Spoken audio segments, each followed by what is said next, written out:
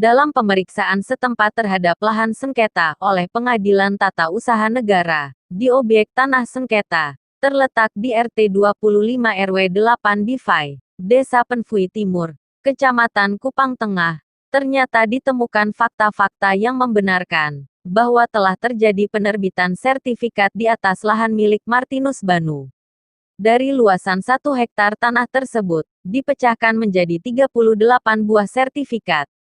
Dan baru 10 buah sertifikat yang diperoleh menjadi objek sengketa. Sehingga, dari penerbitan 38 buah sertifikat tersebut, pihaknya mengajukan gugatan. Alasan mendasarnya karena dari tanah 1 hektar itu kemudian dijadikan muatan untuk menguasai tanah milik penggugat, Martinus Banu.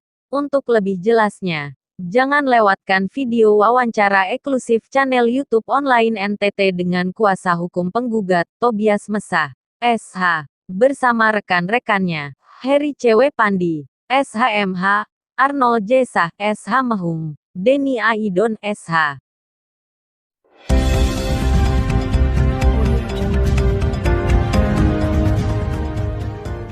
Lokasi, maka pengadilan TUN meminta untuk relokasi.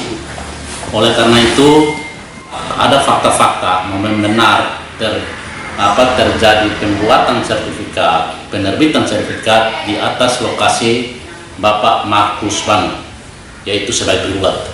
Kami ajukan karena ada penerbitan objek sengketa seluas 1 hektar, namun pelaksanaannya ternyata setelah dilakukan pemecahan sertifikat itu menjadi 38 buah sertifikat, yang sementara kami baru dapat adalah 10 objek sertifikat yang menjadi objek sengketa. Sehingga ketika dilakukan pemeriksaan cepat, dan kami dasar gugatan ini karena pembuatan sertifikat itu didasarkan pada suatu putusan pengadilan, yaitu putusan pengadilan nomor 107 tahun 2008, lokasinya seluas 1 hektar.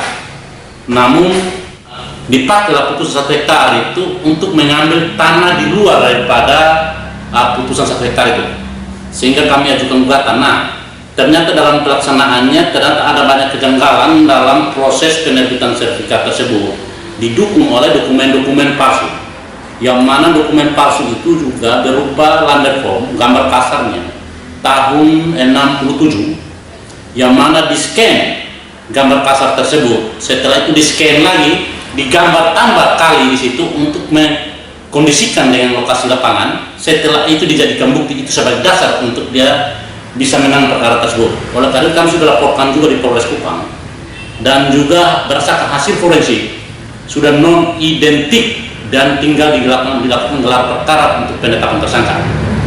Itu forensiknya dilakukan di Bali, Denpasar. Dan oleh karena itu yang dipersangkakan, yang diduga yang memasukkan ini adalah salah satu oknum BPN Kabupaten Kupang yang sekarang sudah pensiun, yang bernama Ayub Tosi. Itu yang sudah dilaporkan dan sementara proses, yang mana dalam dokumen itu pun dari BPN Provinsi sudah menerangkan bahwa dokumen itu tidak dapat digunakan sebagai bukti untuk mengambil tanah milik masyarakat.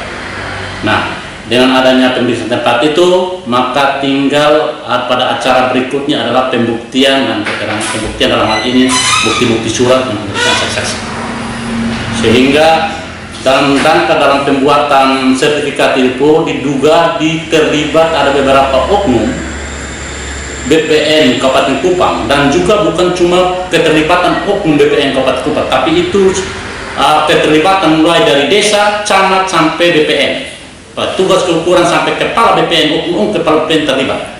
Hal ini pun pada saat kasusnya Marcelino Tipnuni, saya sudah laporkan juga berhubungan dengan pemalsuan surat, dan di situ setelah penyidik memeriksa oknum-oknum yang sebagai terlapor, mereka juga menerangkan bahwa mereka sudah salah dalam melakukan penerbitan sertifikat-sertifikat, termasuk sertifikat milik Marcelino Tipnuni.